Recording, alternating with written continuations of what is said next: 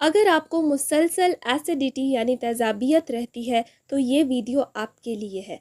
अस्सलाम वालेकुम, this is dietitian महर और आज मैं बात करूँगी एसिडिटी और इसके इलाज के बारे में। सबसे पहले एक बहुत अहम बात कर लेते हैं। अगर आपको हर वक्त तेज़ाबियत रहती है, खाना ठीक से हज़म नहीं होता, तो इस चीज़ को आपने कभी भी लाइट नहीं लेना। सबसे पहले आपने एक अच्छे गैस्ट्रेंटोलॉजिस्ट को विज़िट करना है। जो टेस्ट वो बताएं वो आपने ज़रूर करवाने हैं ताकि मसले की जड़ का पता चल सके। हो सकता है कि आईबीएस, गैस्ट्राइटिस या हर्निया इस किस्म के प्रॉब्लम्स की वजह से आपको मुसलसल एसिडिटी रहती हो, तो आपने इस चीज़ को नॉर्मल कभी भी नहीं लेना।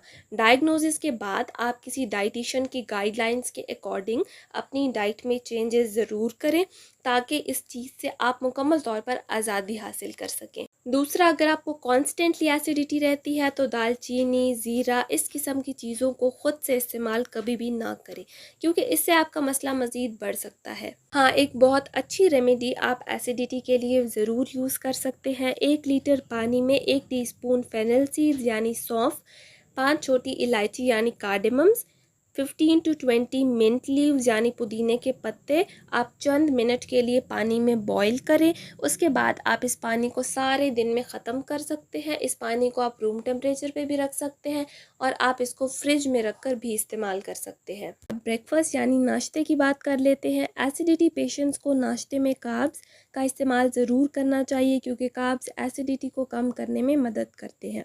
तो आप नाश्ते में रोटी ज़रूर खाएं, साथ अंडा या कोई भी सालन वगैरह आप ले सकते हैं।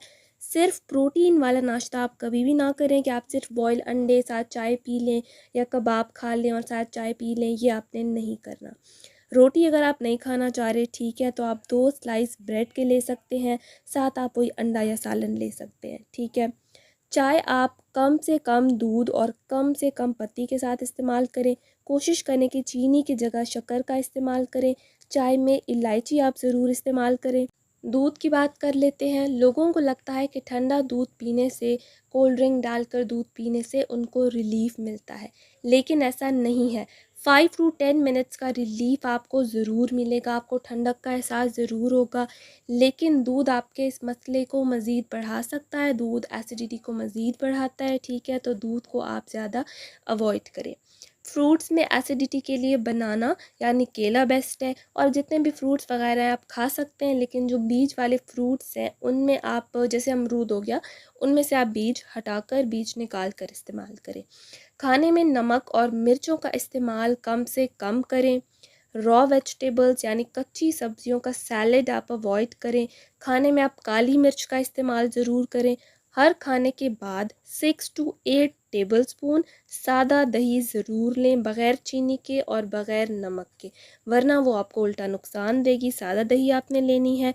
दही बहुत बेनिफिशियल, बहुत अच्छी है एसिडिटी के लिए।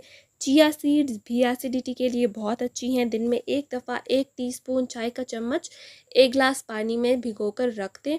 एम्प्टी स्टमक भी आप ले सकते हैं और दिन में किसी भी एक टाइम आप ले सकते हैं।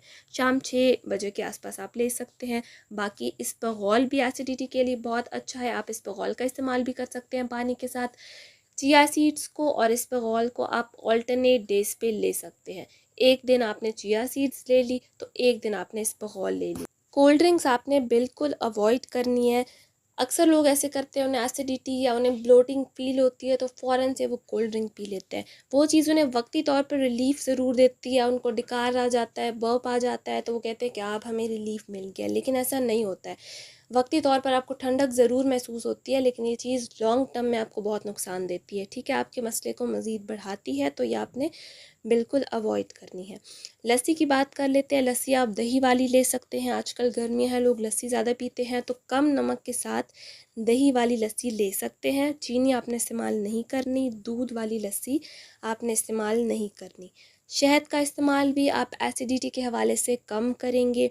हर खाने के बाद 10 to 15 मिनट्स हल्की फुल्की वॉक आपने ज़रूर करनी है, ठीक है। इससे भी एसिडिटी में रिलीफ़ मिलेगा, आपका खाना अच्छे तरीके से हज़म होगा।